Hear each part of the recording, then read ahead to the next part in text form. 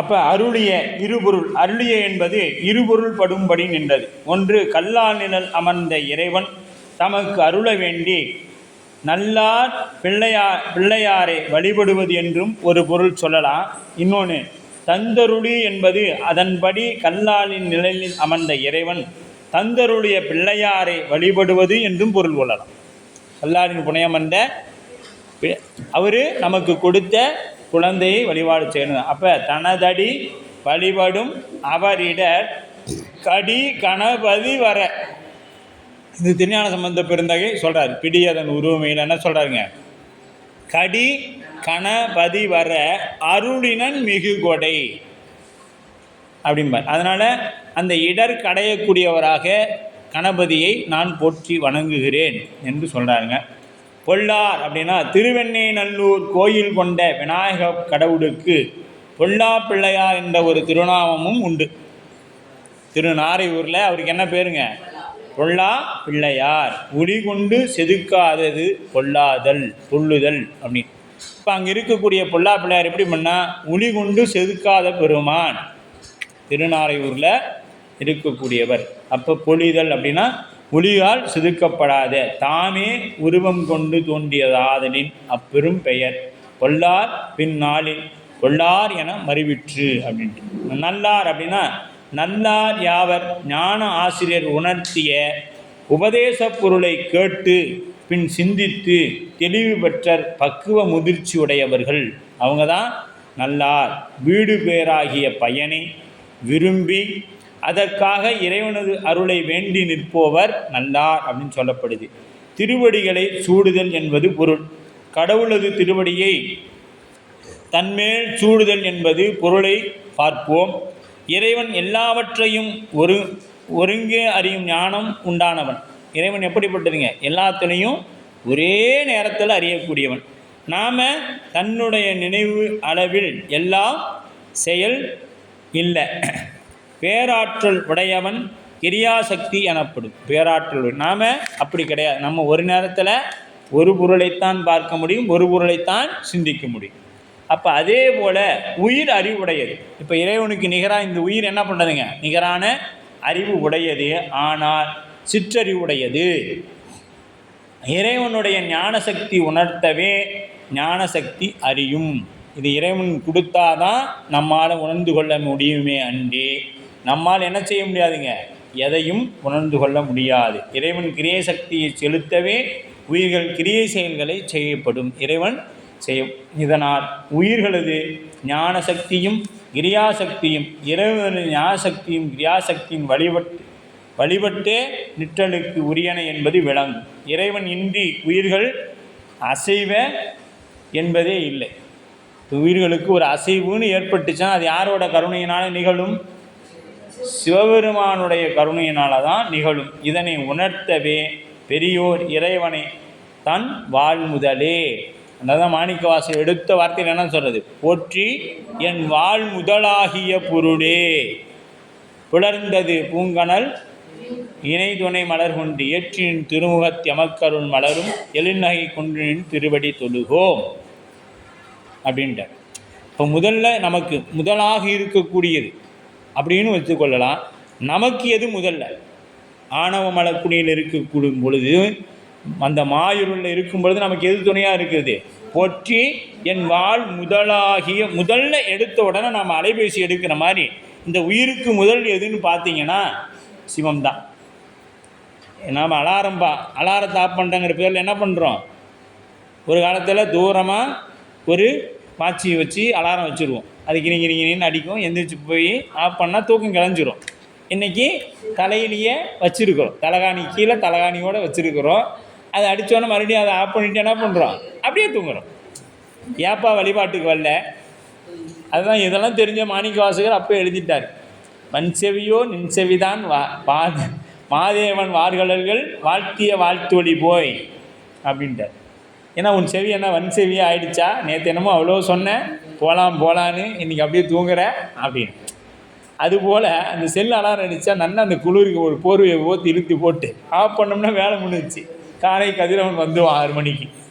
அப்போ அவங்களும் சொல்கிறாங்க, சூரியனே வந்துட்டார், இன்னும் நீ எந்திரிச்சு வரமாட்டேங்கிறிய அப்படின்னு சொல்லி. அந்த மாதிரி அப்படி இருக்குது. அப்போ இதனால் உயிர்களது ஞான சக்தியும் கிரியாசக்தியும் அவனன்றி உயிர்கள் அசைவு என்பதே இல்லை. இதனை உணர்ந்த பெரியோர்கள் இறைவன் தமது வாழ்முதலாக கருதுவர்.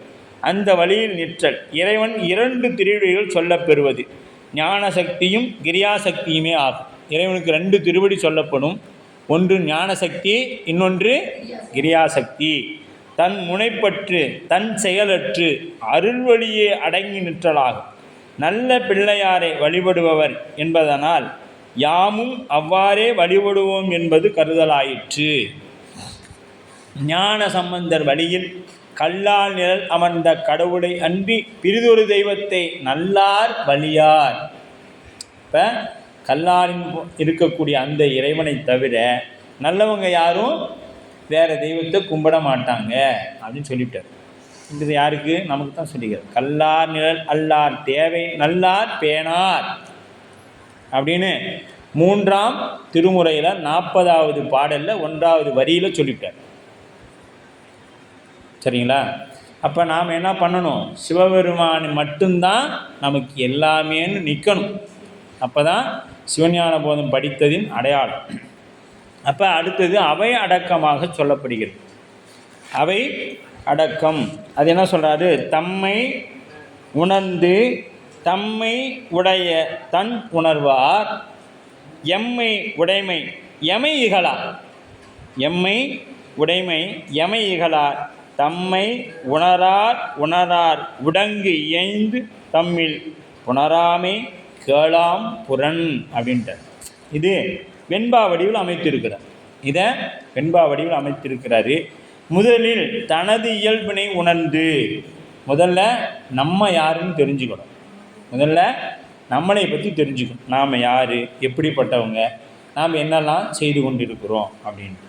முதலில் நமது இயல்பினை உணர்ந்து பின் தம்மை உடையவனாகிய தலைவனது இறைவனது இயல்பை தெளிவர உணர்ந்துவார். அதுக்கடுத்து என்ன பண்ணுவோம்? இறைவனுடைய நிலை என்ன, நாம் யார். அதனால தான் மாணிக்க வாசகர் சொல்லும் பொழுது என்ன சொல்கிறாரு? முதல்ல அவரை நாயினும் கடைப்பட்ட நாயேனி. இருக்கிறதுலே இந்த உலகத்திலேயே மோசமானது எதுன்னு பார்த்தோம்னா நாய். உலகத்திலேயே மோசமானது நாய்.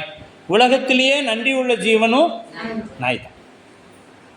இப்போ அது ரெண்டும் இருக்குது. அது ரெண்டில் எது அதிகமாக இருக்குது?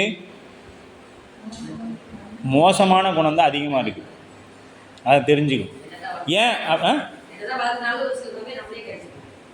ஏன் நீ என்ன கடிக்கிறதோடு இருக்கட்டும், எல்லா செயல்களுமே கீழானதாக இருக்கும். எல்லா செயல்களும் கீழானதாக இருக்கும். நன்றி இருந்து என்ன பிரயோஜனம்?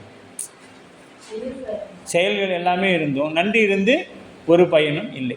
ஆனால் இறைவன் எப்படிப்பட்டவன் அப்படின்னு பார்த்தீங்கன்னா யாவருக்கும் மேலாம். யாவருக்கும் மேலாம் எப்படி நீ சொல்ல முடியும் அப்படின்னு ஒன்று வந்து தாயினும் தயாவுடைய தம்பெருமான் தாயினும் சாலப்பறிந்து இதெல்லாம் சொல்லிகிட்டே வர்றார் மாணிக்கவாசகர். ஏன்னா அவர் சித்தாந்தம்னு வந்துட்டா திருவாசகத்தை தொடாமல் நம்ம சித்தாந்தத்துக்குள்ளே போகவே முடியாது. அப்போ எப்படி சொல்கிறார் அப்படின்னு பார்த்தோம்னா அந்த தாய் எப்படிப்பட்டவள் அப்படின்னு ஒரு சிந்தனைக்கு போகலாம். இப்போ நாம் போய் கணவன் மனைவி 2 பேரும் உட்காந்து சாப்பிட்டுக்கிட்டே இருக்கிறோம். அந்த குழந்தை என்ன பண்ணிடுது? மலம் கழித்துறோம். மலம் கழிச்சிட்றான். அப்போ என்ன பண்ணுறோம்? அப்பா இது சோறு திங்க நேரத்தில் தான் இதெல்லாம் இப்படி பண்ணிட்டு தெரியும். அப்புறம் இன்னும் கொஞ்சம் நேரம் கழித்து போகாது, இல்லைனா முன்னாடியே போகாது. அதுக்கு வேறு ஏதாவது வார்த்தை சொல்லி வெள்ளிக்கிழமைக்கு அடுத்த நாள் வேறு சொல்லி இதெல்லாம் இப்போ தான் போகணுமா அப்படின்னு சொல்லி திட்டி விடுவார், பேசுவார். ஆனால் அம்மா என்ன பண்ணுவார்? அவர் தட்டையை ஒன்று தூக்கி கை கழுவிட்டு போயிடுவார், நான் எந்திரிச்சு தூர போயிடுவார். ஆனால் தாய் என்ன பண்ணுவான்னா இந்த சாதம் கை இருக்குல்ல அதை போய் அலம்பலாம் மாட்டாள். ஓடி போய் சாமி போயிட்டே சாமி அப்படின்னு சொல்லி என்ன பண்ணுவாள்? அந்த குழந்தையோட அந்த மலத்தள்ளி கொண்டு போய் சுத்தப்படுத்திட்டு தான் கையவே கழுவுவாள். இப்போ இந்த தாய் எப்படி அந்த குழந்தையின் மலத்தை கழுவுகின்றாலோ இது ஒரு மலத்தை கழுவக்கூடிய தாய். நம்ம சாமி என்ன பண்ணுறாருன்னா நம்ம இடத்துல 3 மலங்களையும் கழுவுறார். ஆணவம் கண்மம் மாயை என்ற 3 மலத்தையும் கழுவுறார். இந்த மலம் யாராலும் கழுவ இயலாது. யாராலும் கழுவ இயலாத மலம் அவர் மட்டும்தான் கழுவுவார். அப்போ அதனால தான் மாணிக்க வாசகர் பெருந்தகை என்ன சொன்னார்? யாவர்க்கும் மேலாம் அளவிலா சீனுடையான் தாயினும் சால பரிந்து. அப்படிப்பட்ட இருக்கக்கூடிய பெரியவன், அவ்வளோ பெரியவன். நான் எப்படிப்பட்டவன் தெரியுமா? இந்த நாயை குருப்பாட்டு நடுவூட்டில் கொண்டு வந்து வச்சியாலும் அது எச்சியலைக்கே ஓடும். அதுபோல் நான் யாவர்க்கும் கீழாம் அடிநாயேனை. சுவாமி பாருங்க அந்த இடத்துல எவ்வளோ இறைவன் ரெண்டையும் சொல்கிறார். இறைவன் எவ்வளவு உயர்ந்தவன், நான் எவ்வளவு தாழ்ந்தவன், நான் என்னை கொண்டு வந்து சாமி என்னை இங்கே வச்சுக்கிறாரே அப்படின்னு சொல்லி அந்த இடத்த சிந்திக்கணும். அதை தான் இங்கே சொல்ல வர. முதலில் தனது இயல்பினை ஒன்று முதல்ல நம்ம யாருன்னு தெரிஞ்சுக்கணும். அப்புறம்தான் எதிரில் இருக்கிறவங்க யாருன்னு நமக்கு தெரியும். அதுதான் சொல்கிறார். தம்மை உணர்ந்து தமை உடைய தன் உணர்வார் அப்படின்ட்டார். இப்போ முதல் உடையவர், அதான் அவர் எமது உரையை நோக்கி இகழுதும் இந்நூலில் ஏற்றுக்கொள்வார். இப்போ அவங்க தன்னை உணர்ந்து என்ன பண்ணுவாங்கன்னா, என்னுடைய இந்த நூலை பற்றி இகழ்ச்சி செய்ய மாட்டார்கள். இனி தம் இயல்பையும் உணரமாட்டாதவர். அப்படி உணராதவர்கள் தலைவனையும் உணரமாட்டார். இப்போ அவங்கள உணராதவங்க, இப்போ நம்மளை பற்றியே அதான் ஒரு சினிமா பாடல் கூட வரும். உன்னை அறிந்தால் நீ உன்னை அறிந்தால் உலகத்தில் போராடலாம். நீ உன்னையை அறியலை அப்படின்னா முன்னாடி என்ன நடக்குதுங்கிறது உனக்கு தெரியாது. முதல்ல நம்முடைய நிலை நமக்கு தெரியணும் அப்படின்னு. அப்போ இனி தன் இயல்பை உணரமாட்டாதார் தலைவனையும் உணரமாட்டா தவறாவார். அவர்கள் தம்முள் ஒன்றுபடுதல் அன்றி ஒருவரோடு ஒருவர் மாறுபட்டு மறுத்து போவார். அவருக்கு எம்மையும் எமது நூலையும் இகழ்வது இயல்பே. இப்போ நம்ம ஒரு கோயிலில் பணிகள் செய்கிறோம். அப்போ என்ன பண்ணுறாங்க 4 பேர்? இப்போ ஒன்றும் இல்லைங்க, நீங்கள் ஒரு விழா நடத்துகிறீங்க. நடத்தும் பொழுது என்ன சொல்கிறேன், நான் வந்து அவங்க எல்லாம் வசூல் பண்ணி தின்னுட்டு திரியிறாங்கப்பா அப்படின்னு சொல்கிறேன். அப்படின்னா அதை நான் செய்து கொண்டு இருப்பதனால தான் அது உங்களை நான் சொல்கிறேன். ஏன்னா எப்படி கற்றாரே காமூறுவரோ அதுபோல் திருடனுக்கு தான் திருடனை பற்றி தெரியும். ஒரு போலீஸ்கார் இருக்கிறாரு, அவர் ஒரு திருடனை பிடிக்கணும்னா இவர் எப்படி சிந்திக்கணும்? இந்த இடத்துல வந்து கை வச்சுருப்பான், இந்த இடத்துல பூட்டுக்கு சாவி இதை போட்டிருப்பான், இதை போட்டு தான் திறந்திருப்பான் அப்படின்னு இவர் திருடனாக மாறி சிந்திச்சாதான் அந்த திருடன் என்ன பண்ணாங்கன்னு இவரால் தெரிஞ்சு கொள்ள முடியும். அதுபோலத்தான் நம்ம இறைவன். அப்போ நாம் எப்படியோ அப்படி இந்த உலகம் நமக்கு தெரியும். இப்போ இவர் சின்ன பையன் தானே அப்படின்னு நினச்சின்னா ஒரு சின்னவர் தான், அவருக்கு ஒன்றும் தெரியல. நீ உணர்ந்து பேசிட்டு போ, என்னமோ நீ பேசிட்டு போ. ஏன்னா நீ உன்னையை உணரலை. உன்னை உணர்ந்துருந்தால் என்னை நீ இகழ்ந்துருக்க மாட்டேன். நீ என்னை இகழ்ந்து பேசிட்டேன்னா நீ வந்து உன்னை இன்னும் உணரலை அப்படின்ட்டார். இகழ் உரை யாம் ஒரு பொருளாக மதியம். அதெல்லாம் நான் ஒரு இகழ்ந்து உரையை நான் ஒரு பொருளாக கருதுறதே இல்லை. என்னை பற்றி நீ எவ்வளவு இகழ்ந்து வேணாலும் பேசிக்கோ, எனக்கு அதை பற்றி பேசுறது. ஏன்னா என்னையை பேசுறதுக்கு உனக்கு தகுதி இல்லை, அதனால் நீ என்னமோ பேசிக்கொள் அப்படின்ட்டார். தாம் அப்படின்னா உயிர், தன் அப்படின்னா இறைவனை குறிக்கக்கூடியது. பதியாகிய இறைவன் யாவற்றையும் உடையவனின் அறிவற்ற பாசங்களை அவனுக்கு உடைமையாக உள்ளன. அறிவுள்ள பசுக்கள் அடிமையாக உள்ளன. இப்போ அறிவுள்ள பசுக்கள் என்ன பண்ணுங்க, அடிமையாக உள்ளன. பாசம் 3 மாயையும் கண்மமும் இறைவனுக்கு உடைமை எனப்படும். இந்த பாசங்கள் 3 என்னாச்சுங்க, இறைவனுக்கு உடைமை பொருளாகும். இருள் ஆணவம் இறைவனுக்கு மாறுதலை பொருள் வகைப்பொருள், ஆதலால் அதனை உடைமை என்று கூறுதல் இல்லை. ஆணவத்தை என்ன பண்ணுறாரு, உடைமைன்னு கூறுதல் இல்லை. தன்னை உணர்தல் அப்படின்னா என்ன, ஞான நெறியில் உயிர் தன்னை உணர்தல் என்பது அடிப்படையானது. இப்போ ஞான நெறியில் உயிர் என்ன பண்ணும், தன்னை முதல்ல நாம் யாருன்னு தெரிந்து கொள்ளணும். தான் ஒரு பொருள் உண்டு என உணர்தல். நாம் ஒரு உயிர் என்ற ஒரு பொருள் உண்டு. தன் அறிவையுடைய குணிப்பொருள் என்று உணர்தல் வேண்டும். நாம் அறிவுடைய என்ன பொருங்க, குணிப்பொருள் அப்படின்னா சின்ன குறைந்த அறிவுடையவர்கள் அப்படின்னு பொருள். குறை அறிவு உடையவர்கள். தாம் அறிவித்தால் அறியும் அறிவாய் இருத்தலை உணரும். நாம் யாராவது சொன்னாதான் நம்மால் தெரிந்து கொள்ள முடியும். நாம ஒன்றை உணர்ந்து கொள்ள முடியுமான எந்த காலத்தும் உணர முடியாது. அறிவிக்கும் இறைவன் இன்றி தனக்கு அறிவும் செயலும் இல்லை என்பது உணர்தல் வேண்டும். நமக்கு இன்னொன்று என்ன பண்ணும், அறிவிக்கக்கூடிய இறைவன் இல்லாமல் நம்மால் எதையும் உணர்ந்து கொள்ள முடியாது. அவனது அருள் வழி நிற்றலே உரியவன் என்பதை நாம் அவருடைய அருள் வழியில் இருக்கிறது தான் நமக்கு சரியான நிலை என்பதை உணரும். தலைவனை உணர்தல். அப்போ தலைவனை உணர், தமக்கு மேலாக ஒருவன் பசு பாசங்களுக்கு அப்பாற்பட்டவன். நமக்கு மேலான ஒருவன் பசு பாசங்களுக்கு அப்பாற்பட்டவன். அவன் எல்லா அறிவும் எல்லா வல்லமையும் உடையவன் எனவும், அவன் எல்லா அறிவும் எல்லா வல்லமைகளும் உடையவனாக இருக்கின்றான். பாசங்களுள்ளே வீழ்ந்த உயிர்களை கைகொடுத்து ஏற்றுகின்ற கரையில்லா மாக்கருணை உடையவன். அதனால தான் சேக்கிழார் பெருந்தகை என்ன சொல்கிறாரு? எடுக்கும் மாக்கதை இந்தமிழ் செய்யுளால் நடக்கும் மேன்மை நமக்கு அருள் செய்தது. எடுக்கும் மாக்கதை எங்கேருந்து எடுக்கிறார்? நம்ம ஆணவமல அந்த குழியிலிருந்து எடுக்கிறார். அதனால் எடுக்கும். இப்போ எடுக்கணும் என்ன பண்ணும்? அங்கே கீழே எங்கே இருக்கிறியோ அங்கே வரணும். நீ எந்த இடத்துல இருக்கிறியோ அங்கே வரணும். இப்போ எங்கே வரணும்? இப்போ சாக்கடையில் ஒரு கிடக்கிறோம். நம்மளை எப்படி நீ இங்கேருந்து எப்படி சாக்கடையில் இருக்கிறவன சாக்கடைங்கிற ஒரு பாதாளத்தில் சாக்கடையில் கிடக்கிறோம். நாமளையே இறைவன் நான் ஒரு மேலே இருக்கிறவன் எப்படி காப்பாற்ற முடியும்?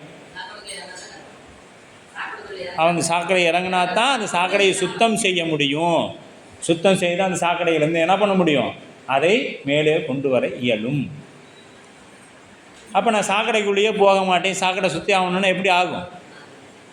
இன்றைக்கி நீங்கள் என்ன தான் இயந்திரங்கள் போட்டாலும் அந்த சாக்கடை தண்ணி மேலே படும், படாமல் இருக்காது, படும். அப்போ சாக்கடை தண்ணி படுதேன்னு பயந்தோம்னா என்ன பண்ண முடியாது? அதை சுத்தம் செய்ய முடியாது.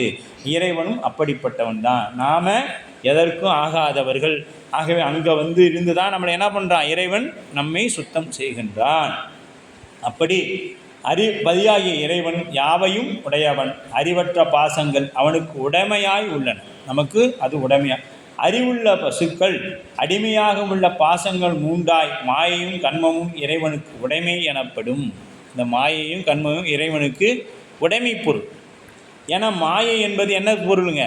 ஒளிப்பொருள் தான். மாயை என்பது ஒளிப்பொருள் தான் என்பதையும் நாம் தெரிஞ்சுக்கணும்.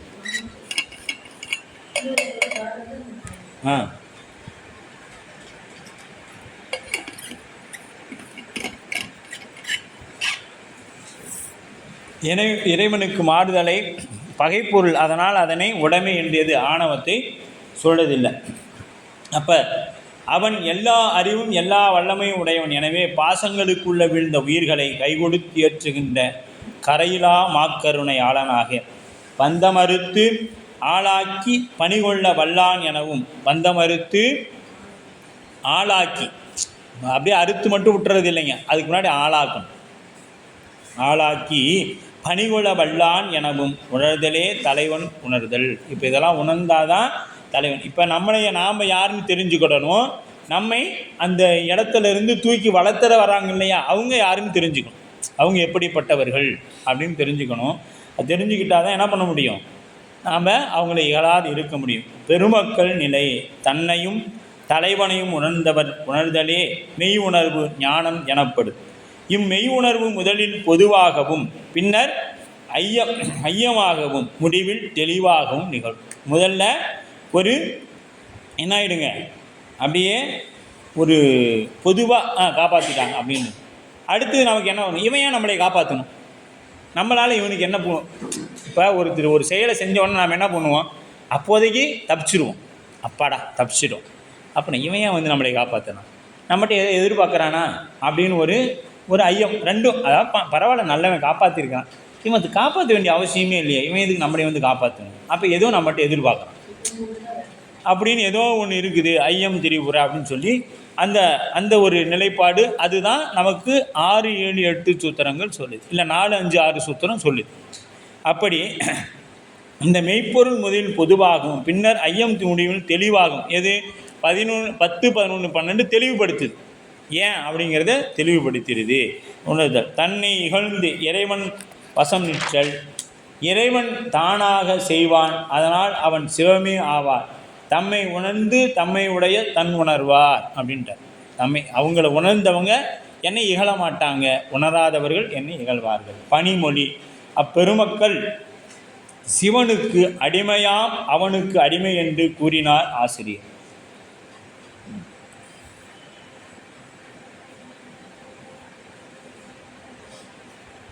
அப்போ அப்பொருள் யாருங்க? எம்மிடம் உள்ள குற்றங்களை நோக்காது குணமாகியே அதாவது குணம் நாடி, திருக்குறளில் ஒரு குறள் இருக்கும், குணம் நாடி குற்றம் நாடி அவற்றுள் மிகை நாடி மிக்க குழல். இப்போ ஒருத்தன்ட்ட 49% தீய குணம் இருக்குது, 51% நல்ல குணம் இருக்குது. அப்படின்னா இப்போ அவன் நல்லவனா கெட்டவனா? சொல்லுங்கம்மா. ஆசிரியர் தான் சொல்லணும். நல்லவன் தான். ஏன்னு கேட்டிங்கன்னா 51 வந்துருச்சு, 50 இருந்தால் கூட நீங்கள் சொல்லலாம் இந்த பக்கம் போகுமா அந்த பக்கம் போகுதான்னு தெரியல. இது வந்துருச்சு இந்த பக்கம் 51 ஆயிடுச்சு. அப்போ 1 மார்க்கு அதிகமாக இருக்கிறான், அவன் பாஸ் தான். அதுதான் குணம். மீதி எல்லாம் அந்த 49% என்னங்க? குற்றம். குணம் நாடி குற்றம் நாடி அவற்றுள் மிகை நாடி. ரெண்டில் எது? குணத்தை பார்க்குறோம், குற்றத்தையும் பார்க்குறோம். இது ரெண்டில் எது பெருசாக இருக்குதோ அதுதான் அவங்க. இப்போ கொலைகாரன் எல்லாரும் நம்ம கொலை பண்ணுறான் இல்லையே, உணர்ச்சி வசப்பட்டு ஏதோ ஒரு காரணம் பொருட்டு பகையினாலும் ஒரு கொலை பண்ணிடுறான். அப்போ அது அவனோட அறியாமையினால் ஏற்பட்டது. மீதியெல்லாம் பார்த்திங்கன்னா ஒரு இயல்பாக ஒருத்தருக்கு உதவணும் இதெல்லாம் இருந்திருப்பான். அது அந்த நேரத்தில் அவனோட உணர்ச்சி தடுமாற்றம் என்ன செய்கிறது இல்லைன்னு தெரியாமல், அதுதாங்க உணர்ச்சி வசப்படக்கூடாதுங்க. உணர்ச்சி வசப்பட்டுட்டோம்னா அங்கே என்ன செய்கிறோன்னே நம்ம அறிவு செயல்படாமல் போயிடும். நல்லவனாக இருப்பான், ஆனால் அவன் ஒரு கொலை பண்ணிட்டான், அப்போ அவனுக்கு என்ன ஆயிடுச்சு? கொலைகாரன். அதுபோலத்தான் இறைவனை நாம் தெரிந்திருந்தும் பிடிக்காமல் விட்டுட்டோம்னா அதுதான் நமக்கும் பெரும். அப்படி எம்மிடம் உள்ள குற்றங்களை நோக்காது குணத்தையே நோக்கும் என்பது நூலை திருத்தி ஏற்றுக்கொள்வார். அப்படி அவங்க குணம், அவங்களுடைய குணம் எப்படி இருந்ததுன்னா, நல்லவங்களாக இருந்தால் இப்போ இந்த இடத்துல இது விட்டுட்டா இருப்பா. இப்போ நாங்களே இருக்கிறோம், தப்பாக வகுப்பு சொல்கிறோம், என்ன பண்ணுறீங்க நீங்கள்?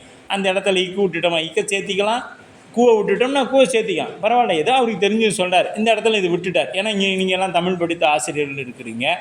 அப்போ நாங்கள் ஏதேனும் ஒரு குற்றங்கள் செய்துட்டோம்னா அந்த இடத்துல நீங்கள் என்ன சபையில் சொல்லாமல் நீங்களே அதை திருத்தி கொள்கிறீங்க. இந்த அதை பற்றி ஆசிரியர் மாதிரி இல்லாத தெரியாதவங்க என்ன பண்ணோம், ஐயா நீங்கள் இந்த இடத்துல பாருங்கள், இதை விட்டுட்டீங்க, இதை விட்டுட்டு இப்படி சொல்கிறீங்க. அப்போ அந்த இடத்துல நாம் குறிப்பிட்டு அதை சொல்கிறோம். அப்போ அந்த பெரியவங்களுக்கும் அதை உணராதவர்களுக்கும் இருக்கக்கூடிய வேறுபாடு போல்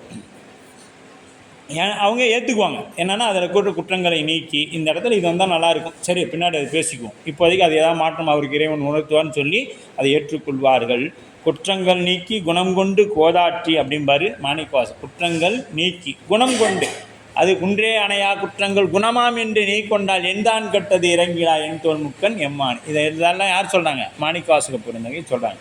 அப்போ குற்றங்கள் நீக்கி தம்முனைப்பற்ற தன்மையோடு விளங்குகின்ற ஆதலின் தாழ்வெனும் தன்மையோடு சைவமாம் சமயம் சாரல். இவ்வாறு பனிமொழி கூறுகிறார். இப்போ இதை வச்சு சொல்கிறார், பிற சமயத்தவர் நிலை. ஏனைய சமயவாதிகள் நிலையை வெளிப்படுத்துகின்றார். தம்மை உணரார். இது என்ன சொல்கிறார்? தம்மை உணரார் என்பது பிற சமயத்தவரை சுட்டி காமிக்கிறாங்க. தம்மில் ஒரு பகுதியை உணராதவர்கள் சித்தாந்த சைவரே தம்மை உணர்ந்தவர்கள். என்னை சித்தாந்தத்தை பற்றி உணர்ந்தவர்கள் என்னை இகழார். இது அப்படியும் எடுத்துக்கலாங்கிறார் பொருள் ஆனந்தராசனையா. எப்படின்னா எம்மை இகழார்னா சைவ சித்தாந்தத்தை பற்றி தெரிந்தவர்கள் எம்மை இகழ மாட்டாங்க, ஆனால் புறசமயத்தவர்கள் என்னை இகழத்தான் செய்வாங்க அப்படின்னு சொல்கிறார். தம்மை உணர்ந்து கேளார் புறம் ஆன்மாவாகிய தம்முடைய இயல்பை தெளிய உணராமையாலே உலகில் பல்வேறு சமயங்கள் தோன்றி வந்தது. இப்போ நம்ம அது எப்படி நம்ம திருக்கூட்டங்களில் சொல்லலாம், கிளைகளுக்கும் கேடுபடா திறமல்லிங்கிறத எழுத்திட்டு நம்ம திருக்கூட்டம் என்ன பண்ணுது?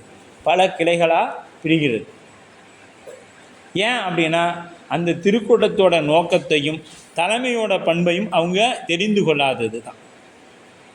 ஏன்னா முதல்ல அடிமை பண்பு நம்ம இடத்துல வரணும். அடிமை பண்பு வந்துருச்சுனாவே என்ன ஆகிடும்? அந்த எஜமான் என்ன சொல்கிறாரோ அது கேட்கணும், அவ்வளோதான் அப்படின்னு இருக்கணும். அப்போ உலகில் பல்வேறு சமயங்கள் தோன்றுவதற்கு காரணமாக முழுமையாக உணராமல் ஒருவரை மறுத்து இன்னொன்று தோன்றது தான் அதெல்லாம். யானை கண்ட குருடன் போல. இப்போ இந்த இருக்கக்கூடிய சமயங்கள்லாம் எப்படின்னா, ஒரு யானையை கண்ணை கட்டி விட்டுட்டோம், 5 பேருக்கு கண்ணை கட்டி விட்டுட்டிங்கன்னா 5 பேரும் என்ன பண்ணுறாங்க? போகிறாங்க, போய் யானையோட பாகங்களை எல்லாம் தொடுறாங்க. ஒருத்தன்ட்ட கேட்டால் யானைங்கிறது முறை மாதிரி இருக்குதுங்கிறான், ஒருத்தன் ஏதோ கயிறு போல தொங்குதுங்கிறான், நல்லா நிறையா முடி போட்ட கயிறு மாதிரி தொங்குது அப்படிங்கிறான். ஒருத்தன் என்னமோ ஒரு தூண் மாதிரி இருக்குது அதுதாங்கிறான். இன்னொருத்தன் அந்த தந்தத்தை பிடிச்சிட்டு வந்து ஏதோ ஒரு நீண்ட கொம்பு மாதிரி இருக்குது அப்படின்னு சொல்கிறான். இப்போ போனவங்க எல்லாருமே அந்த ஒவ்வொன்றும் பிடிச்சிட்டு வந்து என்ன சொல்லிட்டாங்க, இது திருமந்திரத்தில் சொல்லப்படும். ஆமாம், அது ஒன்றா, ஏன்னா அவங்கவுங்க தொட்டுட்டு வந்தது அதுன்னு சொல்கிறாங்க. அப்படித்தான் மற்ற சமயங்கள் எல்லாம் போய் அவங்கவுங்க உணர்ந்துட்டு வந்ததை அதை சொல்லிவிட்டாங்க.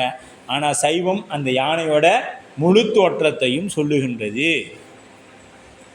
எது காடு, எது துதிக்கை, எது தும்பிக்கை, எது வாள், எது தந்தம், இதெல்லாம் எது காது, இதெல்லாம் தனித்தனியாக சொல்லுகிறது.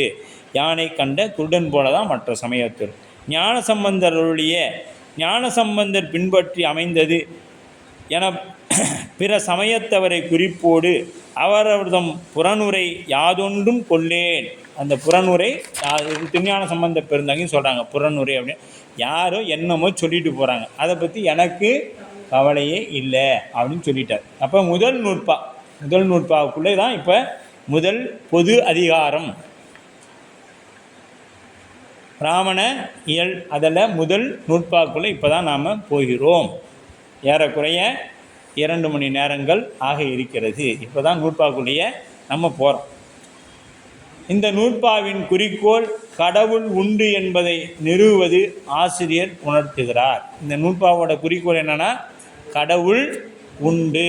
முதல் ஐயப்பாடை நீக்கணும். அப்போ நூற்பாவின் முதற்பகுதி இவ்வுலகத்தை தோற்றுவித்து நடத்தும் முதற்கடவுள் உண்டு என்பதை பொது வகையாக நிறுவுதலும், பிற்பகுதி அம்முதற்கடவுள் முற்றடித்தலை செய்பவனாய் உள்ள சிவபெருமானே அன்றி பிறர் அல்லர் என்ன சிறப்பு வகையாகவும் நிலை நாட்டும். இப்போ முதல்ல என்ன பண்ணும், முதல்ல கடவுள் உண்டு என்று முதல்ல பொதுவாக சொல்லிடும். அதுக்கு அடுத்தது பார்த்திங்கன்னா பிற்பகுதி 2வது பகுதியில், இந்த நூற்பாவோட 2வது பகுதியில் என்ன ஆகும்னு பார்த்தீங்கன்னா, அது முற்றடித்தல் செய்யக்கூடிய சிவமே முதற்கடவுள். என்ன சொல்லுங்கள், முதற்கடவுள். அதை நல்லா தெரிஞ்சு வச்சுக்கோங்க. கடவுள் இல்லை, முதற்கடவுள் எது? ஆதியும் அந்தமில்லா அருள் பெரும் சோதி அப்படிங்கிறத சொல்கிறாங்க. அப்போ நூற்பாக்குள்ளே இப்போ போகலாம். அவன், அவள், அது எனும் அவை மூவின்மையின் தோற்றிய திணியே ஒடுங்கி மலத்துளதாம் அந்தம் ஆதி என்பனார் புலவர் அப்படின்ட்டார். என்பதுதான் நூற்பா. சங்காரகாரனாய் உள்ள முதலையே. எது சங்காரகாரன்? யார்?